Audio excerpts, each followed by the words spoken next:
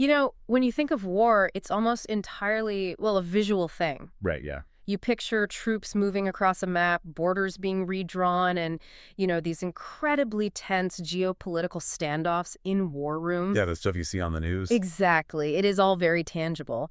But there is another battlefield out there, a completely hidden, invisible battlefield that directly affects your wallet, your mortgage, and even the savings account you check on your phone. Oh, absolutely. And that battlefield is the global interest rate market. Yeah, the economic machinery humming underneath the headlines is just incredibly powerful. And, well, it operates by a completely different set of physics the second a conflict actually breaks out. Which is exactly our mission for this deep dive. We are jumping into a really illuminating piece from quirkyjournals.com. It's called War Economy, Chapter 19. It's a great piece. It really is. And it explores exactly how armed conflict basically just rewrites the fundamental rules of money. So we are going to travel through a full century of financial history today. From World War I all the way to today. Right. We will start with World War I Liberty bonds, move through the strict price controls of World War II, look at the brutal inflation of the Vietnam era, and then bring it right up to the 2026 central bank decisions regarding the Middle East and Ukraine. It's a lot of ground to cover. It is. Okay, let's unpack this. Yeah. Because the beginning of any conflict triggers something entirely different than, say, a normal economic downturn. Oh, fundamentally different. I mean, when a normal recession hits, demand drops off gradually, right? Right, it's a slow burn. Exactly. People lose jobs over time. They slowly tighten their belts. Businesses pull back on investment over months or even years. But the outbreak of armed conflict, however, creates an immediate, violent economic earthquake. Just a total shock to the system. Yes. And to understand why that happens, we have to look at a mechanism that the National Bureau of Economic Research calls intertemporal demand. Intertemporal demand. Okay. Explain how that actually plays out on the ground. Well, think about the timeline of a nation's needs. Under peacetime conditions, a country plans its spending over years or, even decades. Yeah. But when a nation enters a war, that timeline completely collapses. The military needs resources today. Not tomorrow. Not tomorrow, not next year. Today. I mean, a rifle or a fighter jet that takes a year to manufacture is completely useless to a general who is fighting a battle this afternoon. Man, it's like trying to plan and pay for a 500-person wedding that has to happen this weekend. That is exactly it. Right. You don't have time to save up over a year. You are putting everything on credit cards immediately. Yeah. The vendors, the caterers, the florists, they are going to charge you a massive premium for the rush order. Oh, absolutely. The demand is purely present tense. There is no future planning at all. It's all happening right now. That is a highly stressful scenario to imagine, I will admit, but it perfectly captures the mechanism. And, the economic theory backs this up. What do the economists say? Well, economists Daniel Benjamin and Levis Kochan, they developed a framework showing that during a war, the real cost of capital actually rises globally. Globally, so not just in the countries fighting. Right, because warring nations are borrowing so heavily and so frantically, they basically suck up the entire global pool of savings. Meaning there is just less money available for everyone else to borrow. Yes, even neutral countries see their interest rates and price levels rise. Hurrah! Because, the warring nations are competing for a finite amount of global capital. Wow. We saw this incredibly clearly with World War I. The data from quirkyjournals.com is fascinating here. The U.S. was actually in a mild recession in 1913 and 1914. Before they entered the war. Exactly. Oh. To put it in plain English, everyday short-term corporate borrowing, what financial folks call commercial paper, had become incredibly cheap. Like how cheap? The interest rate businesses paid for those short-term loans had fallen down to just 3.45% by late 1915. Borrowing was very easy. Right, but then the conflict completely flipped the script. Over. The U.S. had to mobilize massive resources, and the breakdown of how they paid for it is just wild. They financed World War I with 74.3% debt. It's a staggering number. Only 20.8% came from taxes, and about 6.9% came from just, creating new money out of thin air. Yeah. Almost 75% of the entire war was put on the national credit card.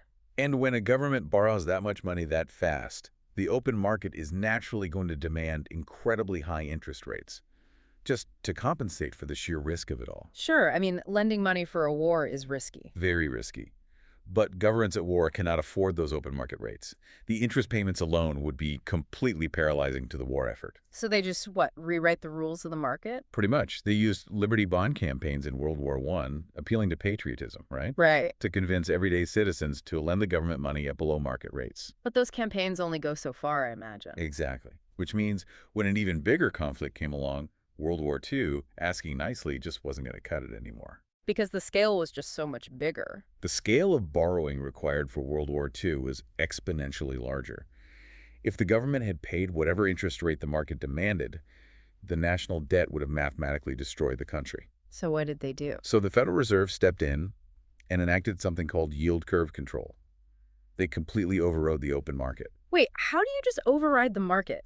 If investors want to charge the government 6% to borrow money, how does the government just say no? By using the infinite power of a central bank. From July 1942 all the way to June 1947, the Fed formally pegged short-term interest rates at just 3/8 of 1%. 3/8 of 1%. Wow. And they capped long-term government bonds at a strict 2.5% maximum. Okay, but how do they actually enforce that? Well, to enforce this, Yeah. the Fed acted like a thermostat in a house where the windows are wide open during a blizzard. The blizzard being the open market trying to push rates up. Yes, exactly. To keep the temperature inside the house locked at 72 degrees, or in this case, the interest rate locked at 2.5%, the furnace has to pump an infinite amount of heat. Right. So the Fed agreed to purchase an unlimited amount of Treasury bonds to keep the rates at those artificial targets. Yeah. If no one else wanted to buy a government bond at 2.5%, the Fed just, created new money and bought it themselves. They just bought their own debt. They injected massive amounts of newly created cash into the financial system to absorb all that government debt. Hold on. If the central bank is just printing infinite money to buy government bonds, flooding the entire financial system with cash, why didn't the U.S. dollar just collapse? That's the logical question. Right. Why didn't that trigger immediate catastrophic inflation in, 1943? Because the government prevented that money from chasing up prices by instituting aggressive physical controls on the entire economy. Oh, the rationing. Yes. The Office of Price Administration employed hundreds of thousands of people to enforce strict price ceilings. They used physical rationing. You needed a government-issued stamp to buy meat, gasoline, clothing, sugar. Wow. The cash was technically in the system, but you simply weren't legally allowed to spend it. The inflation was trapped. Exactly. It was bottled up by law. But you can't keep a lid on a boiling pot forever. I mean, when the war ended and those price controls were finally lifted in 1946, all that suppressed inflation just unleashed itself at once. Oh, it exploded. The source notes the price of meat doubled almost overnight in the summer of 1946. The purchasing power of the dollar just took a massive hit. Wait, let me think about the math on this for a second. Patriotic citizens bought these war bonds during the conflict to support the troops. They believed they were making a safe investment, right? Yes, very safe. Their interest rate was capped at 2.5% by the government, but suddenly inflation spikes into the double digits. The prices of everything they need to buy are skyrocketing while their savings are locked into a tiny 2.5% return. Right. So the purchasing power of their money was basically destroyed. Entirely. The government's debt evaporated in real terms, but the citizens absorbed the loss. That is, the government essentially confiscated their wealth through inflation to pay off the war. What's fascinating here is that economists have a specific term for that exact mechanism. It's called financial repression. Financial repression. Yes, it is a recurring historical feature of war economies. The International Monetary Fund actually did a major study on this. After World War II, the U.S. debt-to-GDP ratio plummeted from 106% in 1946 to just 23% by 1974. That's a huge drop, and we often learned in history class that this massive drop was due to the great post-war economic boom. Sure. Factories churning out cars, the middle class expanding. Right. But the IMF found that a massive hidden driver of that debt reduction was actually that surprise inflation paired with those artificially low interest rates. Exactly. The debt was essentially inflated away at the direct expense of the bondholders. That is wild. And the tension this financial repression created inside the government finally reached a breaking point in 1951 with the Treasury-Fed Accord. What was that? That is a landmark moment in financial history because it finally gave the central bank its independence back. It legally freed the Federal Reserve from having to just unconditionally print money to fund the government's debt at capped rates. Well, World War II proves that capping rates and printing money requires you to physically lock down the entire economy with ration stamps to prevent hyperinflation. Right. But the public hated those controls, and the central bank gained its independence to stop that from happening again, which leads to a massive problem a decade later. Oh, yes. Because how do you fund a war when you can no longer cap rates, you refuse to use price controls, and you don't want to raise taxes? You get the Vietnam War era. Ah. This serves as a very powerful cautionary tale about what happens when a government's spending and a central bank's inflation-fighting mandate are completely misaligned. The Johnson administration was trying to fund the escalating military conflict in Southeast Asia, but President Johnson also had his ambitious Great Society domestic spending programs. He wanted both. Right. The source material points out he deliberately avoided raising taxes to pay for the war because he feared it would be politically toxic. He thought it would destroy his domestic agenda, so he just ran large deficits instead. And the mechanism of why that failed so spectacularly is crucial here. The U.S. economy in the late 1960s was already operating near full capacity. Meaning there wasn't any slack in the system? Exactly. Explain how that triggers inflation. Well, imagine the entire U.S. manufacturing sector as one giant factory. In 1965, that factory is already running at 100% capacity, making, washing machines, cars, televisions for consumers. Okay, running at the max. Suddenly, the government shows up with billions of newly borrowed dollars, demanding thousands of helicopters and millions of uniforms. Right. The factory doesn't magically double in size overnight to accommodate the new orders. They have to bid workers away from the washing machine lines by offering higher wages, and they charge the government double for the rush. And that gets passed down. That is how the inflation virus enters the economic bloodstream. Yeah. Too much money chasing too few goods and no price controls to stop it. And because it wasn't dealt with immediately, it mutated. Those inflationary seeds planted in the late 1960s grew into the brutal stagflation of the 1970s. A very dark period economically. For anyone who didn't live through it, stagflation is basically the worst of both worlds. Economic growth stalls out, unemployment rises, but prices keep climbing relentlessly anyway. It creates widespread economic misery. The cost of living erodes paychecks daily, but businesses aren't hiring. It took years for the disease to fully germinate, but it eventually forced the Federal Reserve, under Chairman Paul Volcker, to impose a massive, punishing shock to the system. Just to break the psychology of inflation. Exactly. The famous Volcker shock. He pushed interest rates up to an incredible 20% by 1981. Unthinkable today. Think about what that means for a normal person. Trying to get a mortgage to buy a house or a loan to buy a car with a 20% interest rate attached to it. It's devastating. It purposely crushed the housing market and triggered a severe recession just to choke off the inflation. So what does this all mean for the concept of paying for a war?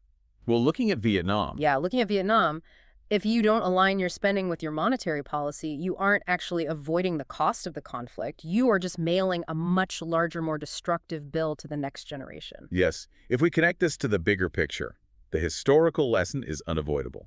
Attempting to hide the cost of war by running massive deficits without offsetting taxes simply transfers the financial burden from current taxpayers to future consumers. Through inflation and punishingly high interest rates. We've learned from World War II that price controls cause financial repression.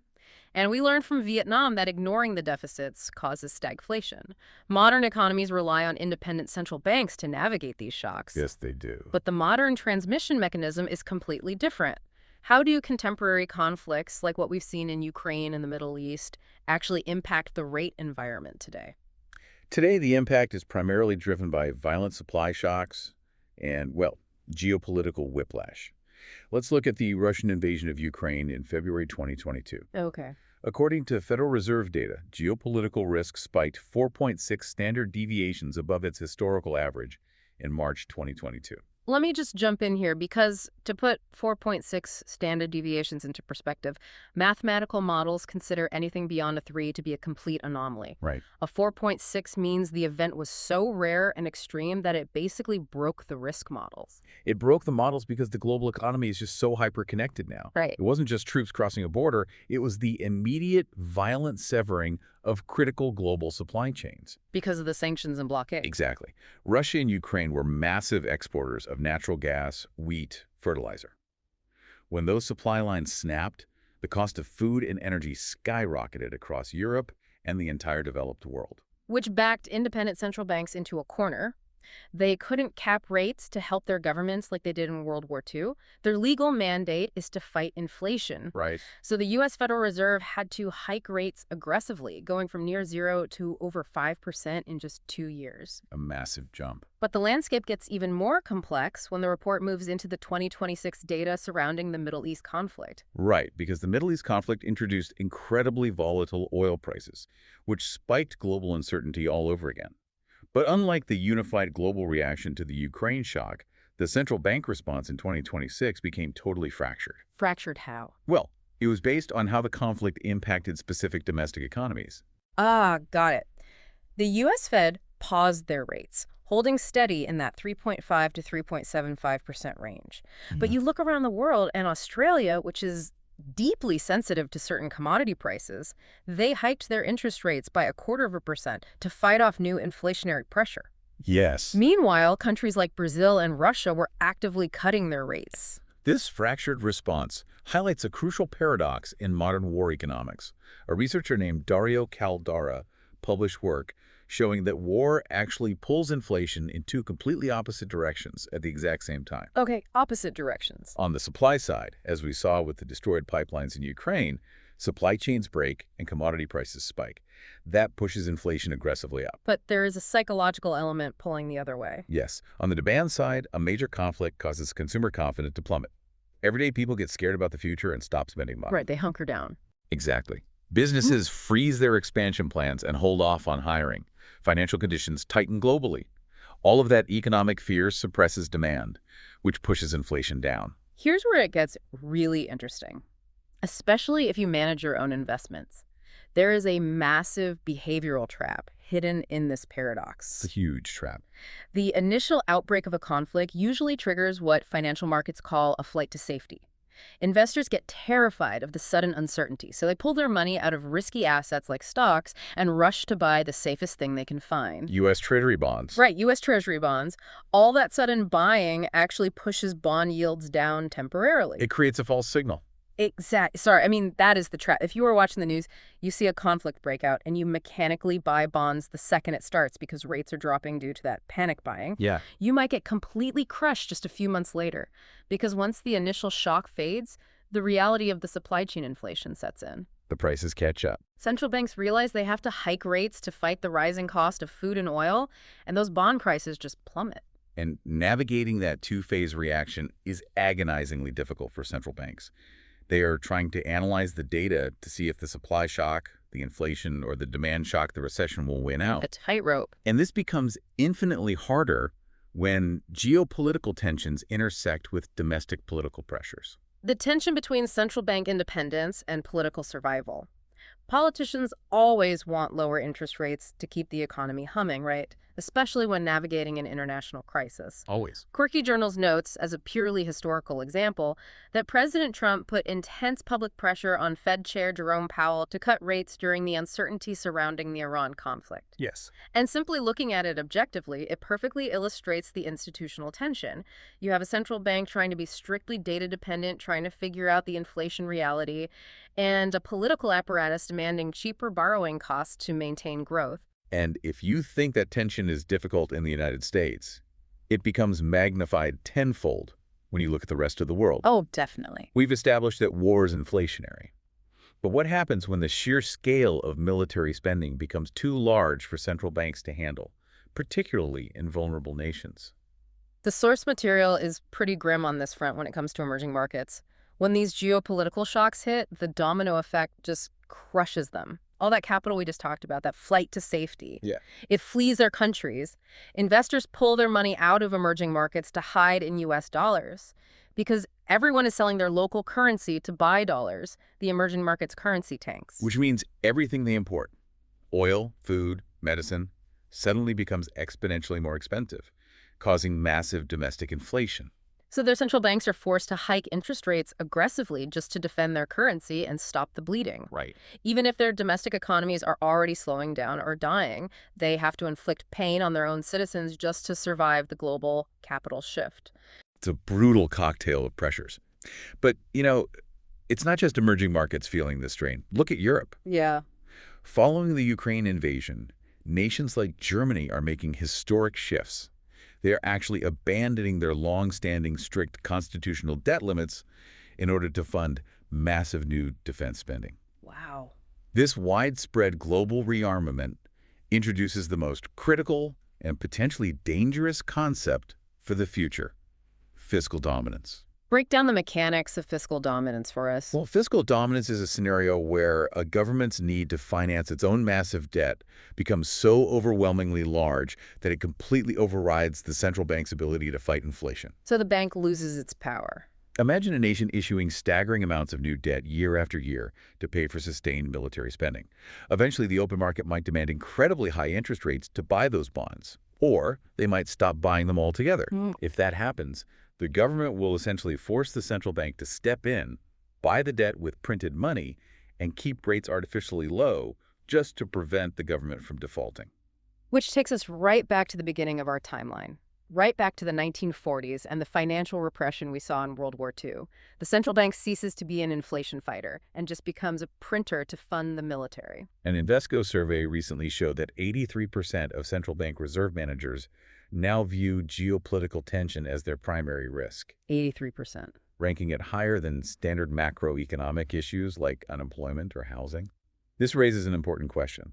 In a world fracturing into geopolitical blocs, and with military budgets expanding globally, can central banks truly maintain their independence? That is the big question. Or will the sheer weight of government debt force them back into the role of simply financing the state at the expense of currency stability? Wow. Okay, bringing this all back to you, listening right now, the era where you could just casually track mundane domestic economic data like monthly jobs reports or retail sales to understand where your money is going. Yeah, that's done. That era is effectively over. Geopolitical risk is no longer just a headline on the international news page. It is the main driver of the global economy. It is dictating your mortgage rates, the yield on your savings accounts, and the inflation reality you face at the grocery store. The through line across a century of data is undeniable. Armed conflict rewrites the financial rules. Let's summarize the big takeaways from the Quirky Journal's deep dive. Number 1. Wars are reliably inflationary over time. The mechanism might be delayed by price controls or market manipulation, but the inflation virus almost always finds its way into the bloodstream. Absolutely. And number 2, governments historically prefer issuing debt over raising taxes to pay for conflicts because it hides the immediate cost from the public. It's just easier politics. Right. And number 3, the post-war normalization, cleaning up the financial mess, is almost always a painful, prolonged process. Think of the wealth confiscation of the 1950s, or the brutal Volcker shock of the early 1980s. And if we look to the horizon, I leave you with this final thought. Yeah. Throughout the conflicts of the 20th century, even with the massive borrowing of World War II, major economies entered those wars with relatively manageable levels of existing debt. True. They had the economic headroom to issue bonds, absorb the shock, and fight. Today, modern economies are already carrying historically staggering levels of peacetime debt right now. Yeah, we are. If a major global conflict breaks out tomorrow, the financial architecture looks very different.